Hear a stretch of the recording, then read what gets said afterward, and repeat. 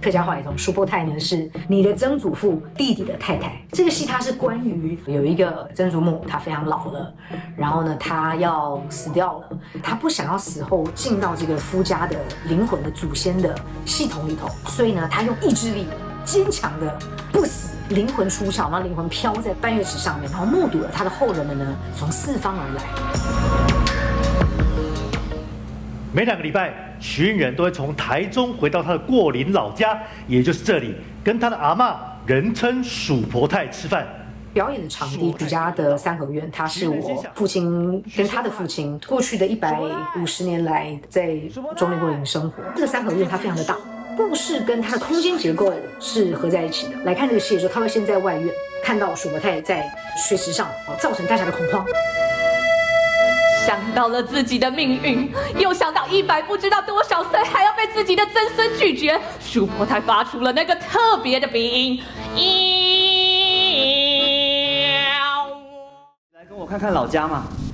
Sophie 全在想，我到底要不要去？如果去，就代表我决定了，是一个表态，是吧？是吗？还是我想太多？他要觉得这些是相关的吗？这个戏的出发点是家族女性的角色认同里面比较没有被提到的一种经验，他们不太知道要怎么样操作诉说这样情感的语言，不太确定亲疏远近，以及在这样一个亲疏远近的语言当中，女性的角色支撑了这个系统。但是在什么场合非常在场，跟在什么场合非常缺席，我觉得它当中都有某一种距离，而那个距离是拿不准的。郭美美和许时洪的爸爸许应仁恋爱了半年就决定结婚。决定结婚的那个晚上，郭美美的姨婆发起高烧，在半梦半醒之间出现谵妄。我们想做的是女性的女史，在这个家族里面。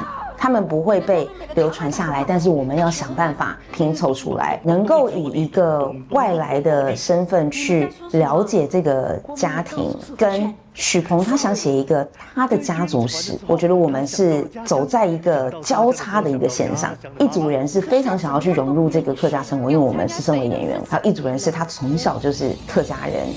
鼠伯太没有继续打呼，鼠伯太应该要继续打呼的，但鼠伯太的呼吸悬在那。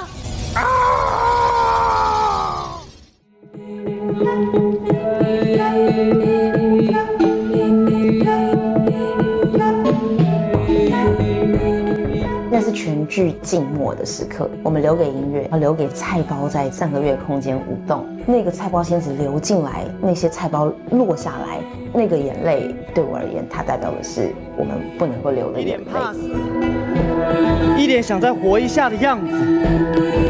他在出水，一颗一颗的水洒出来。可是想到外送中的肯德基炸鸡桶还有蛋挞，他又觉得理直气壮。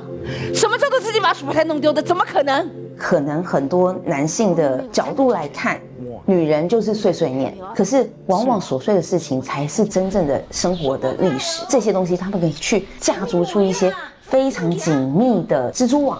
所以我需要让我的整个人的能量是 hold 在那边，观众离我这么近，可是我的第4面墙永远不能够被打破。我在讲我的独白的时候，我其实都是用3D 的眼神，我其实看不到观众，但是他们可以知道我的投射对象是他们。鼠婆太啊！这个味道。这个起头的东西是从对我的祖先起，但是面对到演员，面对到团队的时候，因为共同的参与，每个人都把他们自己带进来，所以到最后，我跟祖先的提问，它变成是一个我跟这群人的关系，而我的祖先作为一个背景的参与跟见证的人，所以我觉得这个是那个关系的某种转换。我跟祖先的关系从此不再是我个人的，而是我跟团队跟祖先的。像是当一个生手在面对一个老家的时候，他有了其他很多生手的伴侣，我觉得对我来讲改变了我跟这个空间总是很疏离的关系。